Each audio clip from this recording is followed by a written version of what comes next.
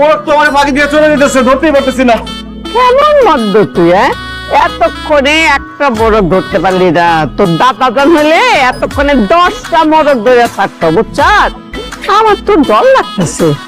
এই যে তুই বিয়া শাদি করবি, বউ গোসা করে চলে গেলে আটকাইতে পারবি না। চলে গেলে চলে যাক, তুমি আছো না সুন্দরী দাদি।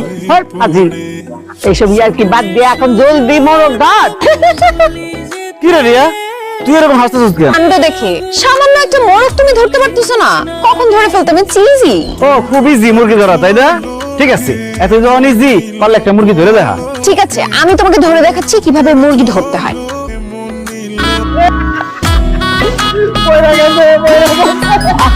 হাই হাই হাই রে, মাইয়াটা পড়লো কেমনে? ও বাবুনি, উঠো উঠো।